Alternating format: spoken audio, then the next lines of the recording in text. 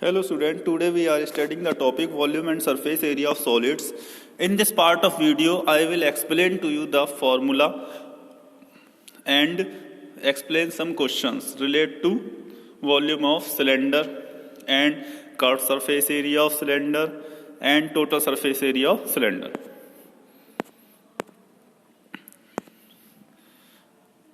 See the formula 1, volume of cylinder is equal to pi r square h. I have already told you about this formulas.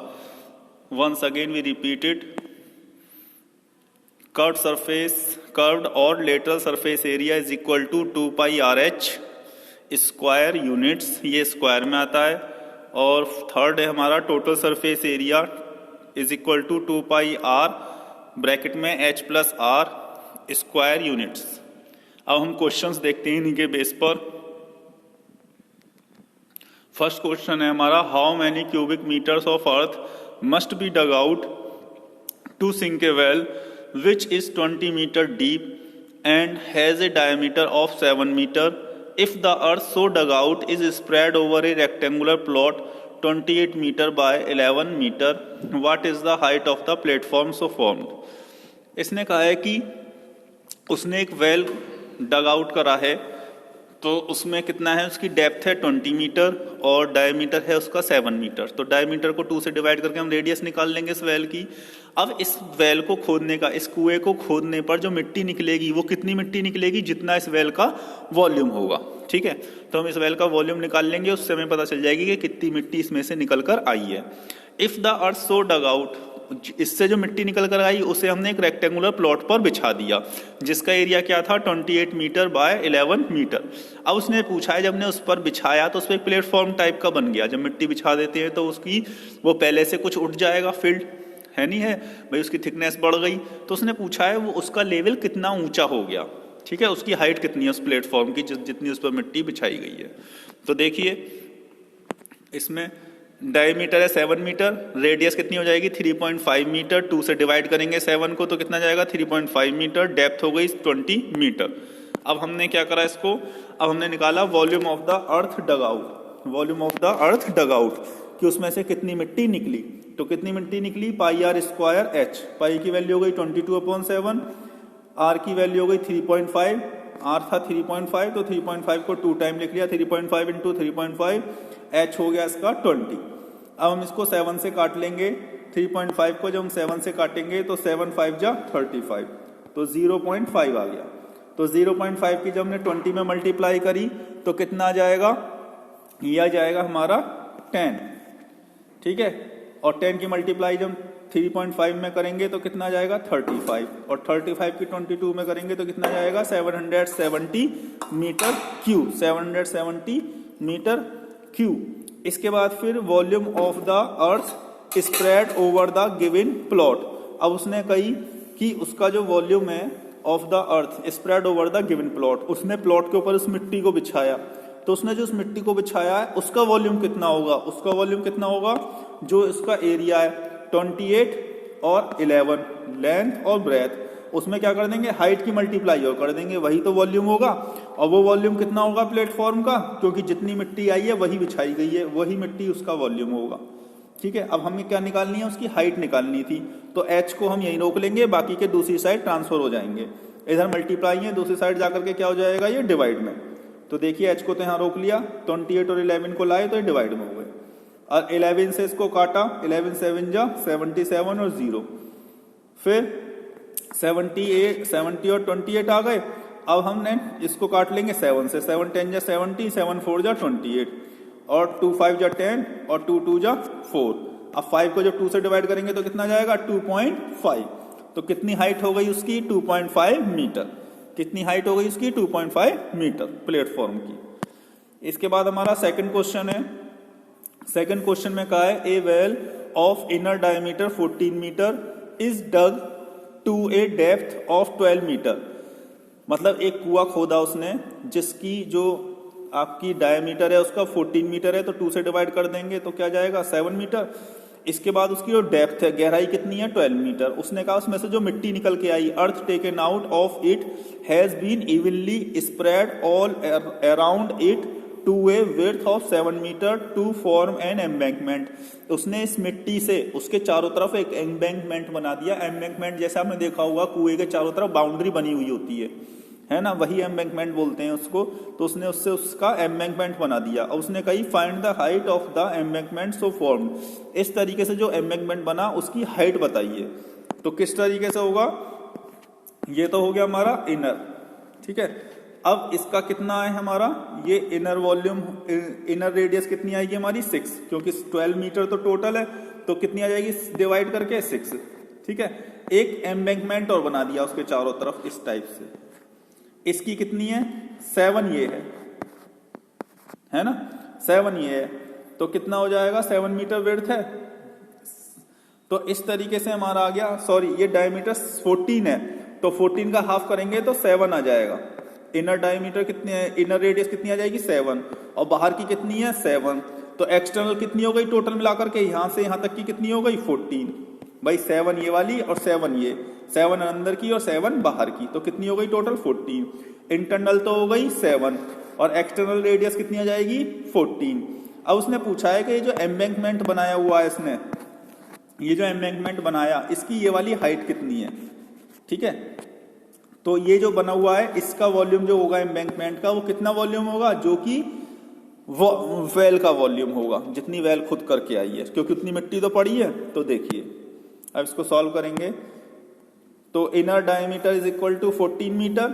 अब इसे 2 से divide कर देंगे तो क्या आ जाएगा, radius is equal to 7 metre, और डेप्थ कितनी दी हुई है उसमें 12 मीटर, डेप्थ कितनी है 12 मीटर।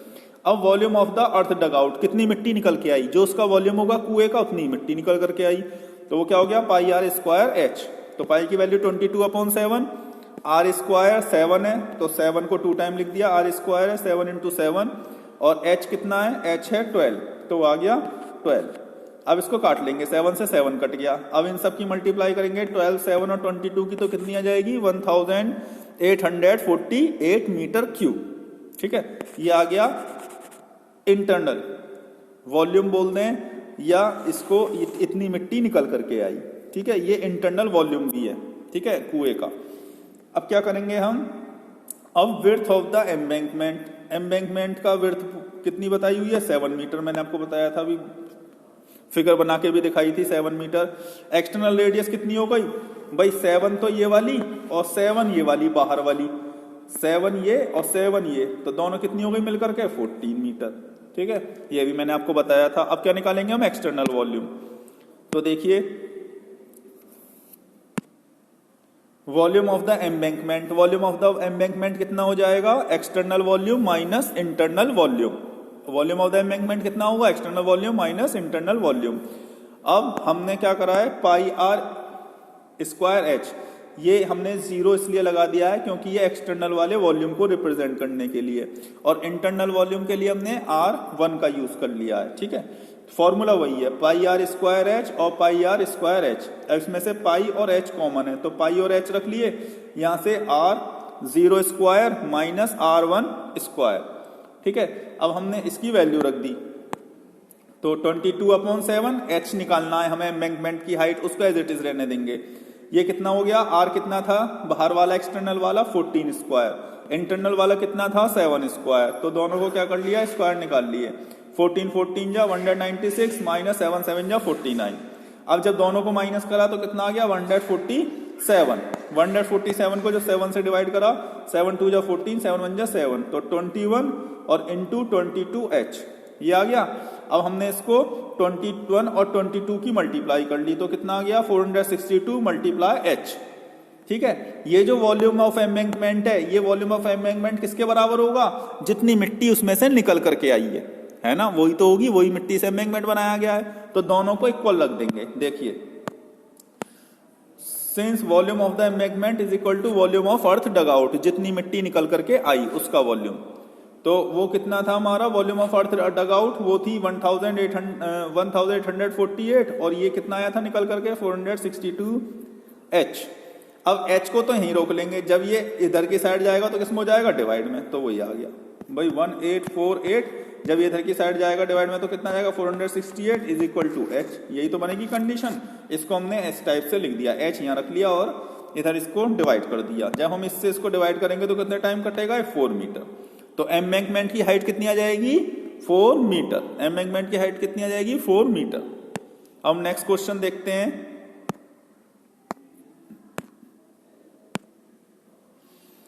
ए road roller take 750 complete revolutions. एक रोड रोलर आपने देखा होगा जो सड़क को प्लेन करता है, वो 750 रिवॉल्यूशंस लेता है to move once over to level a road, एक रोड को प्लेन करने के लिए। Find the area of the road if the diameter of a road roller is 84 centimetre. डायमीटर कितना है? 84 centimetre and its length 1 metre. तो ये रोड रोलर इस टाइप से होगा, ठीक है। तो ये जब सड़क को प्लेन करेगा तो किधर से प्लेन करेगा? ये कर्व सरफेस एरिया से। किधर से? कर्व सरफेस एरिया से। तो इसके लिए एक रिवॉल्यूशन में कितना चलना पड़ेगा उसको? जितना उसका कर्व सरफेस एरिया है। तो पहले कर्व सरफेस एरिया निकाल लेंगे, वो 1 रिवॉल्यूशन होगा और उसको कितने रिवॉल्यूशन चलने पड़े? 750। उसकी मल्टीप्लाई उसमें कर देंगे तो उतना ही एरिया रोड का कवर होगा, ठीक है। तो देखिए, तो हमने लिया diameter is equal to 84 centimetre, 2 से डिवाइड करेंगे रेडियस निकालने के लिए, तो कितना आ जाएगा? 84 को 2 से करा, 2 4 जाए 8 और 2 2 जा 4। फिर लेंथ निकाल ली, 1 metre is equal to 100 centimetre. ये सेंटीमीटर में था इसलिए इसको सेंटीमीटर में कन्वर्ट कर लिया है।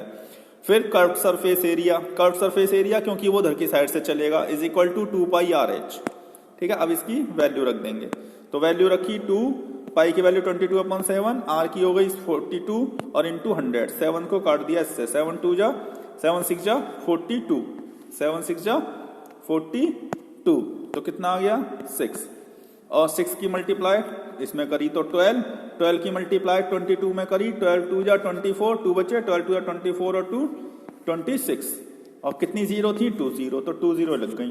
तो कितना आ गया? 26,400 सेंटीमीटर स्क्वायर। कितने रिवॉल्यूशन? ये तो केवल एक रिवॉल्यूशन है, क्योंकि जितना कर्व सरफेस एरिया है वो कितना होगा? एक रिवॉल्यूशन। और उसने कितने लिए हैं? 750।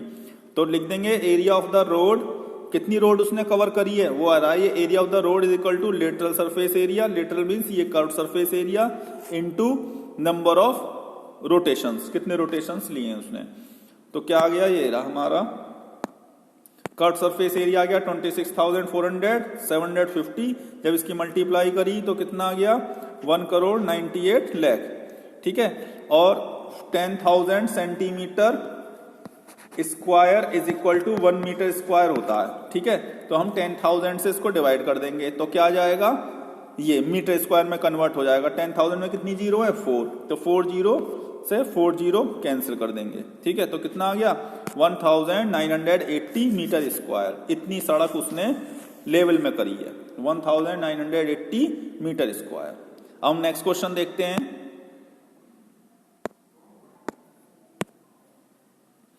इसमें कहा है a cylinder is open at both ends, मतलब दोनों साइड से सिलेंडर खुला हुआ है, and is made up of 1.5 centimetre thick metal, और जो जिस मेटल से बना हुआ है उसकी थिकनेस कितनी है? 1.5 centimetre.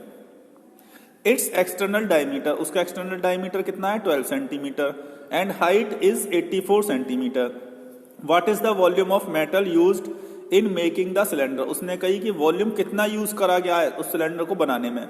Also the weight of the cylinder 1 centimetre cube is equal to 7.5 gram. तो इसका मतलब क्या है? सिलेंडर इस टाइप से बना हुआ है, ये देखिए, ये और ये, ठीक है, ये और ये। तो ये इस टाइप से ये बना हुआ है इस शेप में, ठीक है। तो उसने कहा है कि एक्सटर्नल रेडियस दी हुई है उसमें, एक्सटर्नल डायमीटर कितना है? 12 मीटर। तो एक्सटर्नल रेडियस कितनी हो जाएगी? 6 भाई 2 से डिवाइड कर देंगे तो कितनी हो जाएगी? 6। ये पूरी अंदर से यहां से, और ये आ रही है 6, कितनी है ये? 6 सेंटीमीटर। अब उसने कही है उसकी थिकनेस कितनी है? 1.5। थिकनेस कौन सी? ये जिससे ये इतनी मोटी है ना, ये कितनी है? ये है 1.5 सेंटीमीटर। कितनी है ये? 1.5 सेंटीमीटर। ये तो आ गई एक्सटर्नल रेडियस। यदि हमें इंटरनल निकालनी हो, इंटरनल कितनी, ये केवल अंदर अंदर की, ये वाली, ये केवल अंदर अंदर की निकालनी हो तो हम क्या करेंगे, पूरी तो 6 है, 6 में से ये वाली थिकनेस माइनस कर दें, ये जो बाहर वाली थिकनेस है ये माइनस कर दें 1.5, तो कौन सी आ जाएगी, ये इंटरनल आ जाएगी 4.5 सेंटीमीटर।